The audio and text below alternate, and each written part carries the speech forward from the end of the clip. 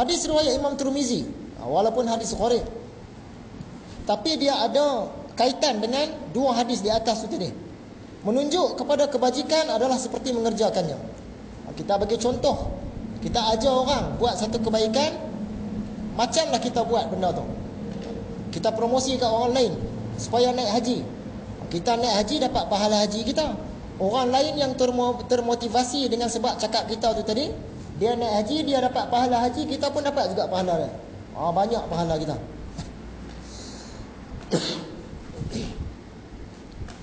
Apabila mati seorang anak Adam, putuslah amalnya kecuali 3 perkara. Ini hadis yang cukup popular lah. Selalu orang sebut. Salah satu dia ialah ilmu yang dimanfaatkan. Maksudnya kalau kita mati ni nanti, kita akan dapat manfaat daripada 3 benda. 3 benda yang utama. Salah satu dia, kita pernah ajak orang ilmu dan orang amalkan ilmu tu. Ilmu yang baik. Selagi orang tu amal ilmu tu, selagi itulah kita duk dapat pahala, walaupun kita dah masuk ke dalam kubur. Hadis riwayat Imam Tirmizi, bahawasanya Allah Subhanahu wa taala, malaikat-malaikatnya isi langit dan buminya, sampai kepada semut di dalam lubang dan ikan di dalam laut, semuanya mendoakan kebajikan buat orang yang mengajar manusia. Ini untung orang yang mengajar manusia. Sebab itu digalakkan kita di rumah bacakan hadis. Sepatutnya ketua keluarga lah, beli satu buku apa-apa pun tak apa, tapi biasanya orang baca hadis. Kumpullah 5 minit sehari, kemudian ketua keluarga pun bacalah hadis. Baca hadisnya, bukan nak mengajar sangat pun, baca hadis tu kira mengajar lah tu, dapatlah pahala. Kalau buat macam itu, maksud dia di rumah kita dah ada taman syurga. Datanglah sakinah, datanglah malaikat. Tak semestinya di surau saja. Kata Ibnu Abbas, orang yang mengajarkan kebajikan kepada orang banyak, nescaya diminta ampun dosanya oleh segala sesuatu, hatta ikan di dalam laut. Jadi kata-kata Ibnu Abbas tadi ada kaitan dengan hadis riwayat Imam Tirmizi. Semua yang saya sebut ni dia ada dalam kitab Ihya ni lah, kecuali hadis tadi tu. Hadis yang apa, siapa buat kebajikan dia akan dapat pahala macam orang yang buat tu. Yang tu tak ada, saya ambil daripada kitab lain. Hadis riwayat Imam Bukhari dan Muslim, maksudnya tidak boleh iri hati, tak boleh dengki selain pada 2. Iri hati, dengki ni memang tak boleh, tapi boleh pada 2 tempat. Yang pertama, orang yang dianugerahi ilmu oleh Allah Ta'ala, maka ditegakkannya keadilan dengan ilmunya dan diajarkannya manusia. Ini orang ada ilmu. Ulama, kita boleh dengki dengan ulama, tapi dengki mengikut cara yang dibenarkan. Kata, mana boleh dia ilmu banyak, dah ilmu banyak dia mengajar pula orang, dia praktikkan pula ilmu dia. Aku pun mesti nak usaha macam dia juga. Kita nak lawan dengan dia juga. Nak lawan maksudnya nak usahalah. Macam orang dapat nombor 1 dalam periksa lah, kita dapat nombor 7, nombor 8, dia dapat nombor 1. Kita dengki dengan dia, tapi dengki dengan cara yang dibenarkan. Kita nak bersaing, yang tu boleh.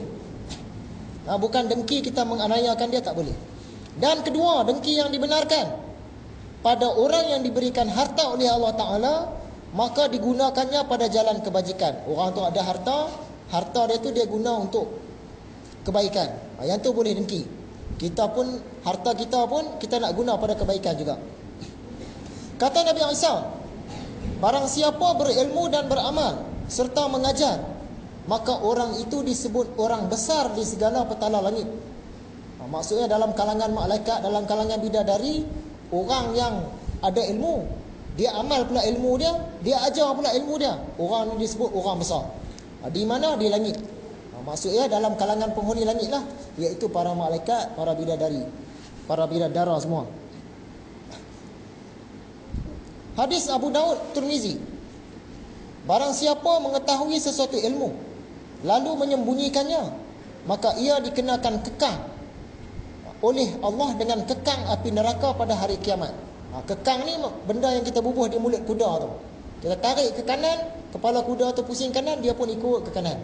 Kita tarik ke kiri, kepala kuda pusing kiri, kuda pun pusing ke kiri. Itu kekang. Dia orang yang ada ilmu tapi dia tak mau mengajar. Dia ni akan dikenakan kekang api neraka. Ada ilmu tak mau ajar. Itu satu masalah. Masalah kedua, ada ilmu dia nak mengajar, tak ada pula orang nak belajar. Satu masalah juga.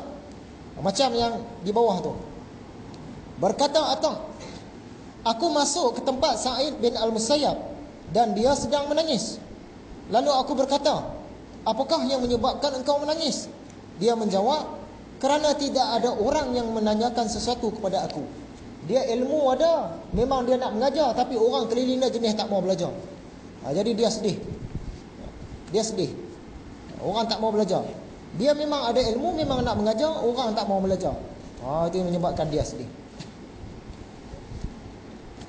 Seterusnya satu hadis. Hadis yang sanadnya daif. Kita dah bicara hari tu macam mana nak menggunakan hadis daif ni. Sebaik-baik pemberian dan hadiah ialah kata-kata hikmah. Engkau dengar, lalu engkau simpan baik-baik, kemudian engkau bawakan kepada saudaramu yang muslim. Engkau ajari dia. Perbuatan sebegitu menyamai ibadah setahun. Kita dengar cakap-cakap yang baik-baik, kita pun simpan dalam diri kita dan kita cerita pula pada orang lain. Kalau mengikut hadis ni tadi, menyamai ibadah setahun. Tapi dia ni hadis dhaif. Kita tak usah ambil kira lah menyamai ibadah setahun tu. Yang kita ambil kira sebaik-baik pemberian hadiah tadi tu. Jadi begitulah keutamaan, kelebihan bagi orang yang mengajar. Tak semestinya tok guru mengajar, kita di rumah pun boleh mengajar. Kita ajar anak kita memasak tu, dia lah tu. Masuk sekali. Apa saja ilmu yang bermanfaat yang kita ajar masuk sekali. Tapi yang utamanya ilmu agama lah. Ilmu agama lah yang utamanya. Okey. Tamat tajuk kecil keutamaan mengajar. Selepas ini kita masuk tajuk kecil yang baru. Ditulis di sini tentang dalil-dalil akal. Dalil-dalil akal tentang ilmu. Sebelum itu nak cerita tentang Luqman Al-Hakim. Luqman Al-Hakim ni siapa dia?